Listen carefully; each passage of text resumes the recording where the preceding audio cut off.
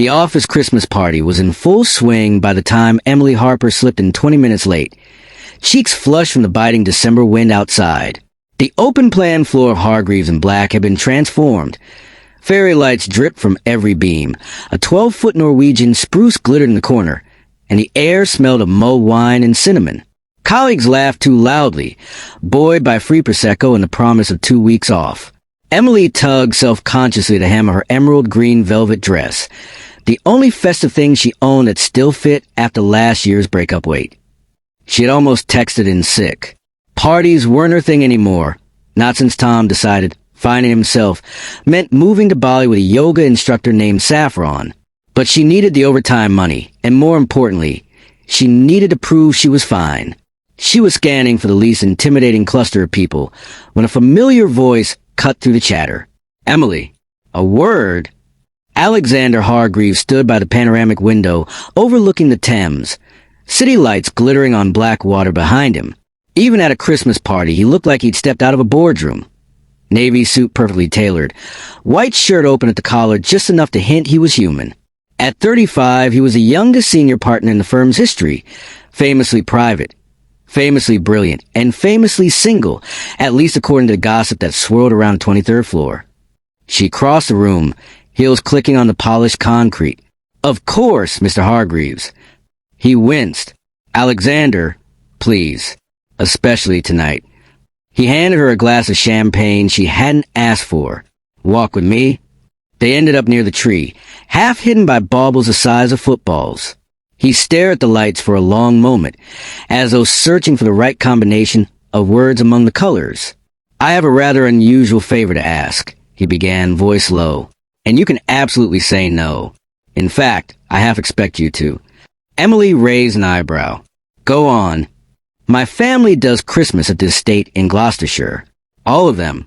Parents, sister, uncles, cousins, 23 people this year. They've been relentless about my personal life, or lack of one. He gave a tight smile that didn't reach his eyes. Last year, my mother threatened to set me up with the daughter of her bridge club if I showed up alone again. Emily laughed despite herself. That sounds terrifying. It is. Lady Felicity Wentworth Smythe wears twin sets and calls Instagram the Instanet. He exhaled through his nose. So, I told them I was bringing someone. A fiancé, actually, which was a lie. Until now. The penny dropped so hard she nearly heard it clink. You want me to pretend to be your fiancé for Christmas? She asked, incredulous. Not fiancé, he corrected quickly. That was an exaggeration born of panic. Wife. I said wife. It just slipped out in the moment, and now retracting it would require explanations I don't have the energy for. Emily stared at him. Alexander Hargreaves, who once made a junior associate cry by asking her to reformat an entire pitch deck in Helvetica Neue condensed, was asking her to pretend to be his wife. For 5 days. In front of his aristocratic family. You're serious. Deadly. He met her eyes, and for the first time she saw something unguarded there, something almost desperate. I know it's an outrageous request. I'll pay you double overtime for every day, plus a bonus. And I'll owe you a favor that has no expiry date. But if you're uncomfortable... Why me? She interrupted. He hesitated. Because you're excellent at thinking on your feet. Because people like you, clients, staff, everyone... Because you've never once tried to flirt your way into a better project, which means I trust your discretion. A pause. And because when you smile at someone, they believe whatever you say next. I've watched it happen in meetings for 2 years. Heat rose in her cheeks. She hid it behind a sip of champagne. There's one condition, he added quietly. A non-negotiable one. Here it comes, she thought. Separate rooms. No kissing. No hand-holding in front of the grandparents. He leaned in until she could smell cedar and something warmer on his skin. Whatever happens at the house, whatever story we tell, when we come back to London on the 29th, it ends cleanly. No awkwardness, no lingering expectation. We go back to being boss and senior strategist. Exactly as we were. That's the deal. Emily studied his face. The strong jaw.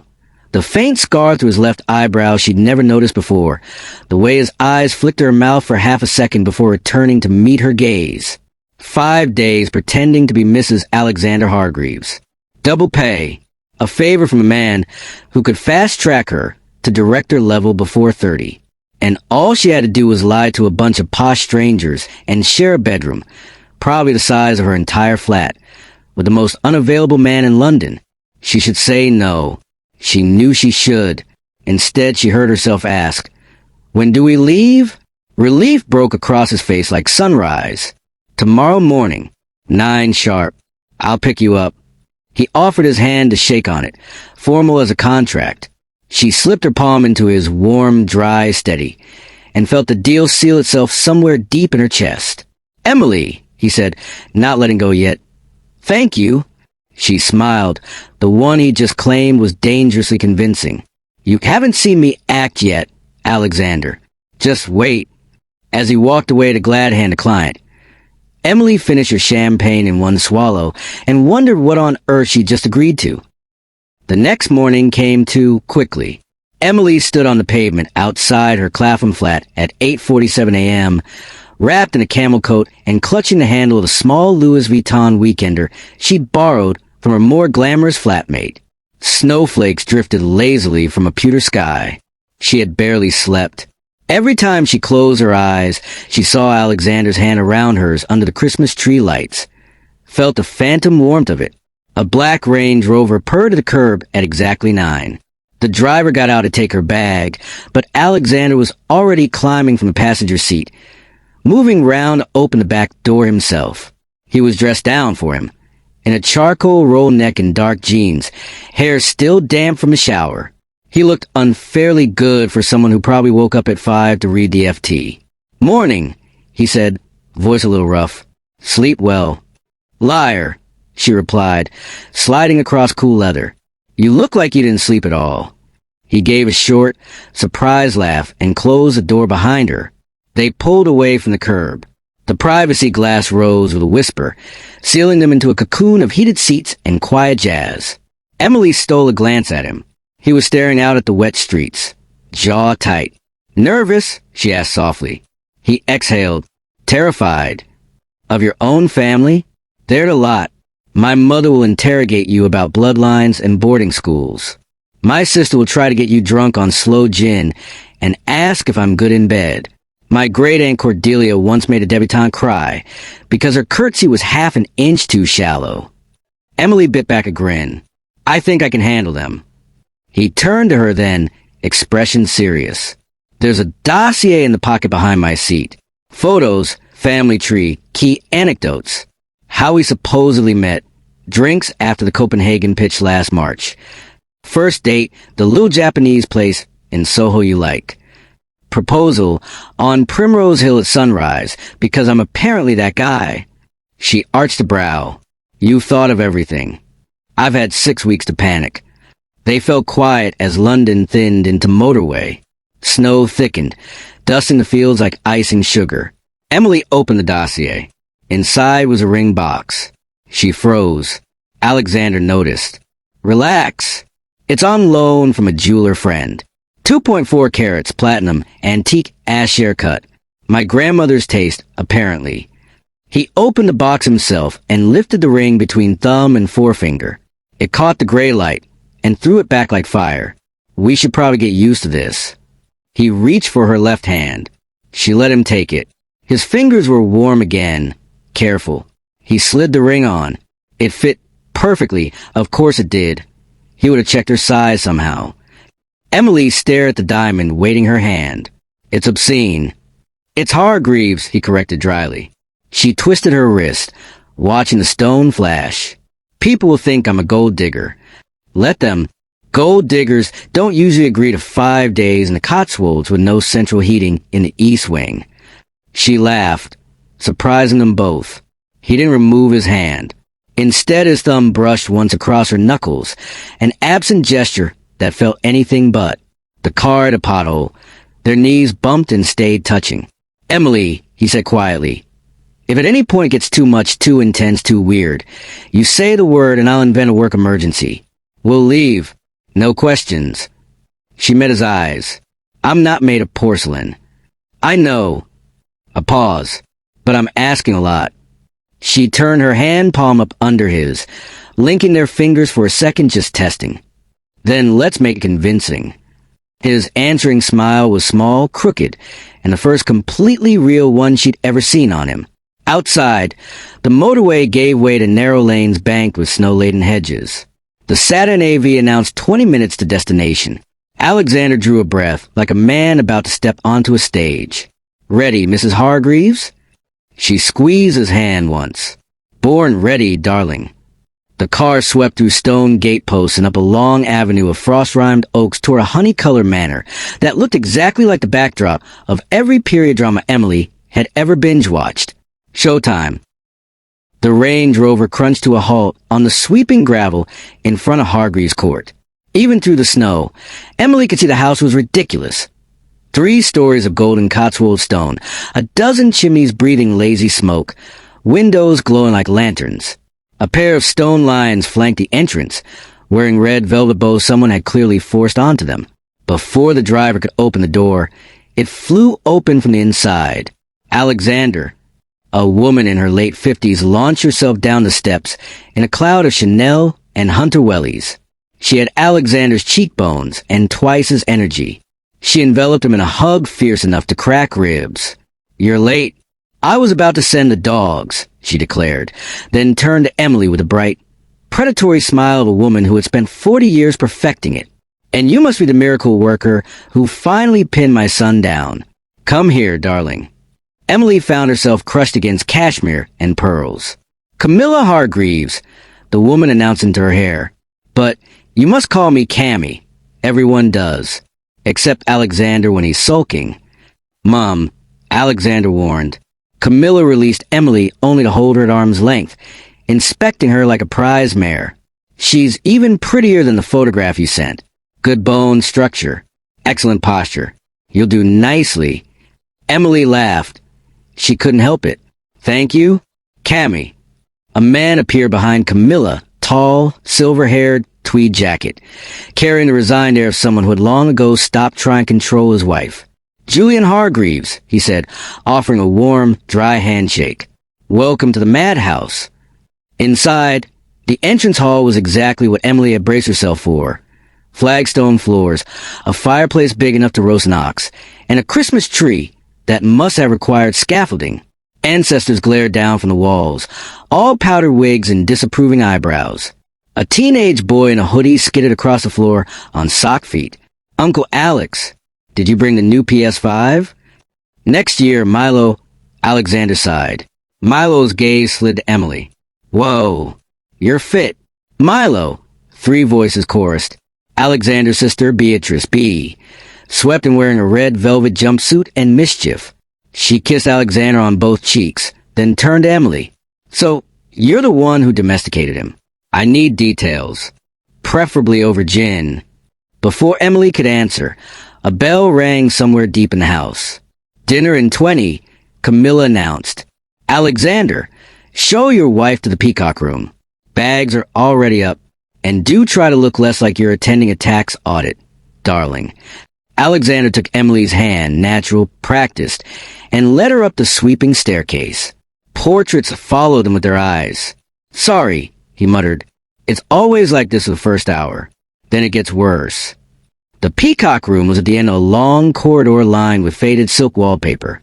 Inside, a 4-poster bed the size of a small island, emerald silk walls, an actual fireplace crackling away. Their 2 small cases looked comically inadequate. Emily stared at the bed. One bed. Of course. Alexander followed her gaze. "I can take the sofa." "Don't be daft. It's 5 days. We're adults." She tried to sound breezy. Failed slightly. He rubbed the back of his neck. "Ground rules. Already memorized. No falling in love with me," she teased. Something flickered across his face. Too fast to read. "Right. That one's easy." They changed quickly. Her into a simple black cashmere dress. Him into a navy suit without the tie. In the mirror, she caught him watching her zip up. Their eyes met. He looked away first. Downstairs, dinner was a long mahogany table lit by candelabras. 23 Hargreaveses and assorted partners all talking over each other. Emily was seated between Alexander and Great Aunt Cordelia, who immediately demanded to know which school she'd attended. St. Mary's Comprehensive in Croydon. Emily answered cheerfully. Cordelia's lorgnette actually trembled. Comprehensive? Alexander's hand found Emily's knee under the table, steady, reassuring. Darling, pass the wine before Aunt Cordelia has an aneurysm. Conversation swirled around them. Hunting, Hong Kong markets, someone's disastrous facelift. Emily laughed in the right places, asked polite questions, let Alexander top up her glass. Every time she glanced at him, he was watching her with something that looked suspiciously like pride. Halfway through the main course, Camilla raised her glass. To Alexander and Emily, she declared, who have made this old woman happier than I have any right to be. Glasses lifted. Emily's throat tightened unexpectedly. Alexander's fingers tightened on hers. Later, by the fire in the drawing room, B cornered her with 2 enormous sloe gins. So, B said, eyes gleaming, how did he propose? Alex said it was all very romantic, but he's a terrible liar. Emily smiled, the story ready on her tongue. Primrose Hill. Dawn. He was so nervous, he dropped the ring in the grass, and we spent 20 minutes crawling around looking for it. B laughed so hard she snorted. That's the most Alexander thing I've ever heard. Across the room, Alexander caught Emily's eye over the rim of his glass and lifted it in a small, private toast. The fire crackled. Snow tapped the windows.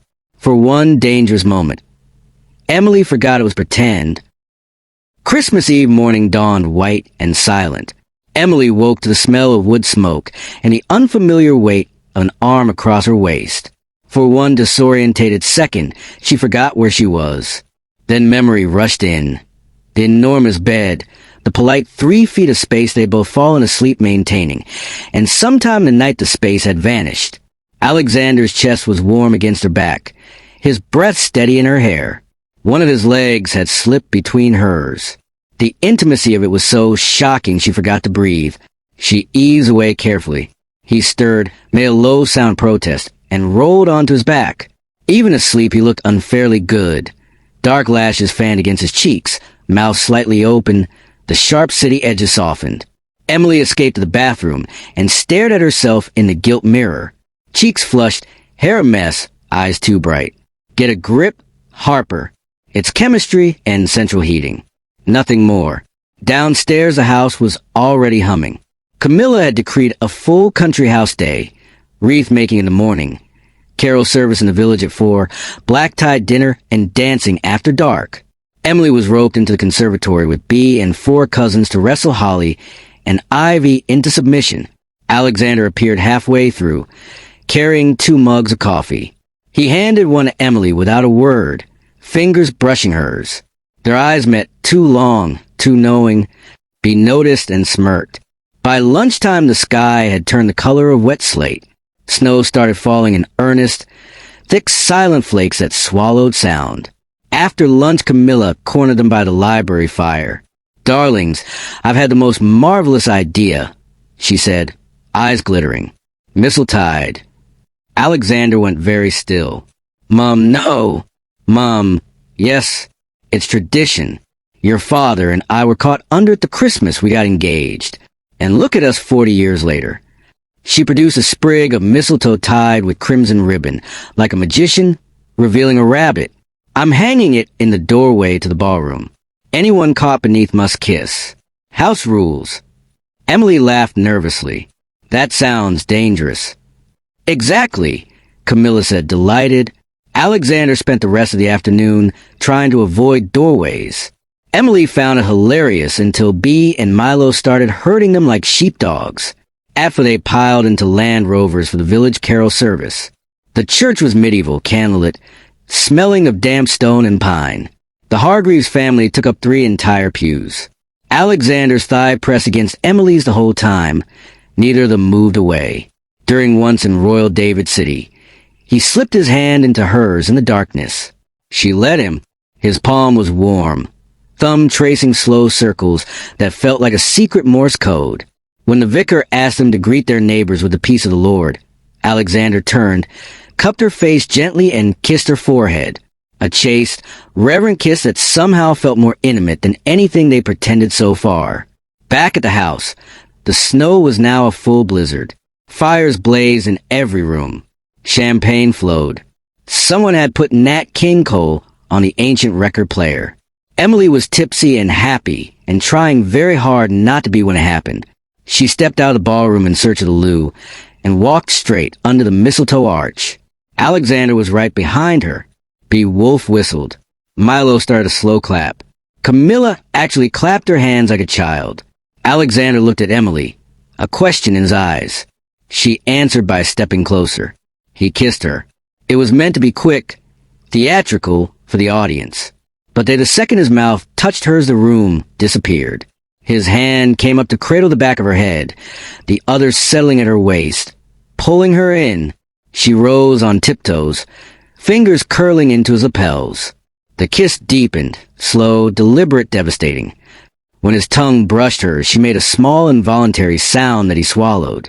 The clapping faded into white noise. When they finally broke apart, both breathing hard, the hallway felt too bright and too quiet. B.A.'s voice cut through. Well, that looked convincing. Alexander didn't want to look at his sister. He was staring at Emily like he'd been hit by something large and immovable. Emily touched her lips, stunned. They were swollen, real. Camilla beamed. I think that calls for more champagne. The crowd swept them back into the ballroom. Alexander's hand found the small of Emily's back, steadying, possessive. Neither of them spoke. Later, much later, when the house was finally quiet and snow still fell in thick curtains outside their window, they stood on opposite sides of the bedroom like duelists. That wasn't pretend, he said at last, voice rough. No, she whispered. It wasn't. He took one step toward her. Stopped. Emily. Don't, she said quickly. Don't say anything tonight. We're both drunk on champagne and snow and your mother's bloody mistletoe. Tomorrow is Christmas Day. Let's just get through tomorrow. He nodded once, jaw tight. Tomorrow. They climbed into bed with a careful 6 inches between them this time. Neither slept. Outside, the snow kept falling, burying the world in perfect, treacherous white. Christmas Day had been perfect in the way only a well-oiled aristocratic machine can be. Presents opened in the drawing room at 9 sharp, mountains of them, wrapped in thick cream paper and real satin ribbon. Emily had been handed a small velvet box from Alexander. Inside, a pair of tiny diamond earrings shaped like stars. Because you curse under your breath every time projector in the boardroom acts up, he'd murmured, too low for anyone else. She'd laughed so hard Camilla demanded to know the joke. Church again at 11, then champagne and smoked salmon blinis, a goose the size of a toddler, 3 kinds of stuffing, and Julian falling asleep in the library with the dogs on his feet. Charades turned vicious. Milo set off indoor fireworks and nearly took out Great Aunt Cordelia's eyebrows. Someone found the 1987 port. Emily sang Fairy Tale of New York with B at the piano, while Alexander leaned in the doorway, watching her like she was the only person in the room. All day they had orbited each other like magnets fighting polarity. Brushing fingers when passing the cranberry sauce, his hand on her chair back, her knee against his under the table. Every touch lasted half a second too long. Every look carried weight. By 11 the house was winding down. Children had been carried off to bed. The fire in the entrance hall was low and red. Most guests had drifted away with yawns and final nightcaps. Emily slipped outside for air. The snow had stopped some time after dinner. The world was hushed, glittering, impossibly beautiful. Moonlight poured over the terrace like milk. She wrapped her arms around herself. She'd thrown Alexander's dinner jacket over her silk dress and stared at the frozen gardens. Footsteps crunched behind her. He didn't speak, just came to stand at the balustrade beside her. His shoulder brushed hers. They stood in silence for a long minute, breath fogging the air. I used to hate Christmas here when I was a kid, he said eventually. Too many people, too many expectations. I'd hide in the old summer house with a torch and Agatha Christie novels until someone dragged me out for photographs. Emily smiled. And now you bring fake wives to keep them at bay. He huffed a laugh that sounded painful. I stopped believing in Christmas magic a long time ago, Em. She turned to face him. Moonlight carved silver along his cheekbones, caught in his lashes. He looked unbearably young suddenly. I'm not very good at this, he said quietly. At wanting things I'm not supposed to want. Her heart gave one hard, treacherous thud. And what do you want, Alexander? He looked at her for a long moment. Then he reached out slowly and tucked a loose strand of hair behind her ear. His fingers lingered against her cold cheek. You, he said. So simply it stole her breath. I want you, not for 5 days, not for the length of a lie. I want Monday morning meetings and terrible coffee, and you rolling your eyes when I reorganize the pitch deck for the 4th time. I want the real thing, and I'm terrified because I have no idea if you... She kissed him. It was nothing like the mistletoe kiss. That had been performance. This was surrender. Her hands fisting in his shirt, his arms crushing her against him as if he'd been waiting years instead of days. He tasted like brandy and pine needles and something that was only him. When they broke apart, they were both shaking. I thought the rule was no falling in love with you, she whispered against his mouth.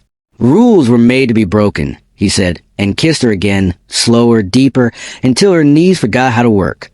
Somewhere inside, a clock began to strike 12. He rested his forehead against hers. Midnight. Christmas Day is over. Then tomorrow is the 26th, she said, and the deal ends on the 29th. He pulled back just far enough to meet her eyes. Change the deal with me. She laughed, the sound wobbly with unshed tears. You're renegotiating on a balcony at 5 degrees? I'm renegotiating everywhere all the time for the rest of our lives if you let me. He took both her hands, held them between us like something precious. Come back to London as my wife, Emily. Not pretend. Real. Ring. Register office. Terrible honeymoon in January, because we both have deadlines. All of it. Snow started falling again, soft and deliberate, as if the sky itself was listening. She looked at him, really looked the hope and fear fighting his eyes, the way he was holding his breath. Yes, she said. The word was small, but it cracked the night open. He kissed her again and again until they were laughing and crying half-frozen. When they finally went inside, cheeks numb and lips swollen, the entrance hall was empty except for one person. Camilla stood by the dying fire in her dressing gown, holding 2 glasses of champagne. She raised one in silent toast, eyes suspiciously bright. Told you the mistletoe worked, she said softly. Alexander wrapped his arm around Emily's waist and pulled her close. Merry Christmas, Mum. Camilla smiled like dawn breaking. Merry Christmas. Darlings, now take your wife to bed before you both catch pneumonia. They did. The morning of December 23rd, Emily Hargreaves stood in the Peacock bedroom in nothing but one of Alexander's shirts and a pair of thick socks, staring at a small white stick balanced on the marble basin. 2 pink lines. Unmistakable. Downstairs, she could hear the chaos already in motion. Camilla directing footmen with crates of vintage champagne. Milo arguing with the sound system, be shouting that the florist had sent ivory roses instead of champagne ones. The house smelled of cinnamon, pine, and impending hysteria. Emily pressed a hand to her still flat stomach and laughed under her breath. Perfect timing, universe. They had married quietly in February. Marrowbone Register Office. 10 witnesses. Fish and chips afterwards a pub in Soho, because Alexander insisted it was non-negotiable. The Hargreaveses had pretended to be scandalized by the lack of cathedral and 300-person guest list, then thrown the party of the season at the estate in June anyway. Emily had worn a simple silk slip dress and Alexander had cried when he saw her walking across the lawn. But he still had the photograph as her phone lock screen. They had moved into his cavernous Notting Hill flat, now their flat, filled it with too many books and one extremely judgmental cat named Kevin. Work remained manic. Emily had made director in September. Alexander still reorganized pitch decks at 2 a.m., but they had learned the rhythm of each other. Late-night takeaways on the sofa, her feet in his lap. Sunday mornings with newspapers and terrible coffee. The way he kissed the exact spot behind her ear that made her forget spreadsheets existed. She slipped the test into the pocket of the shirt and went downstairs.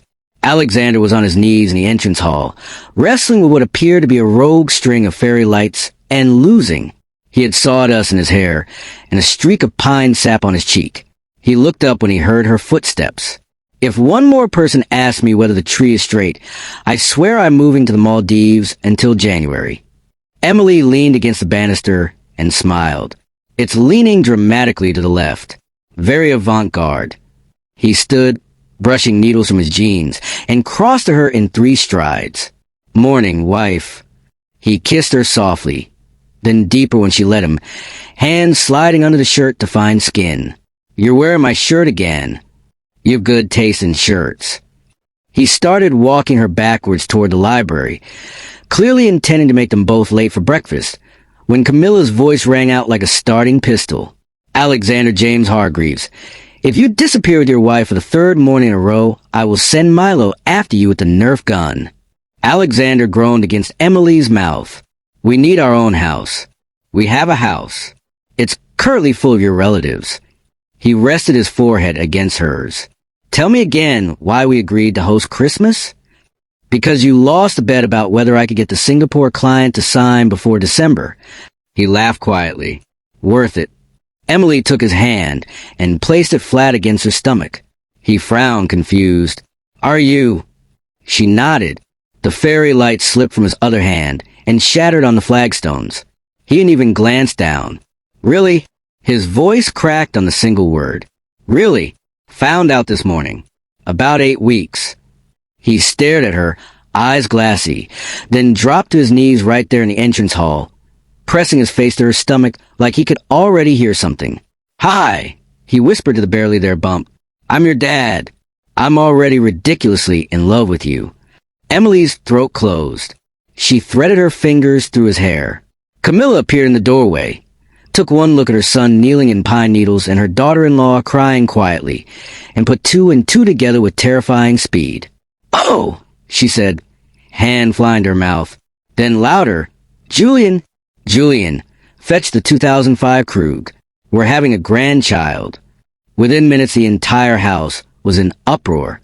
Bea screamed. Milo demanded to know if this meant he was off babysitting duty forever.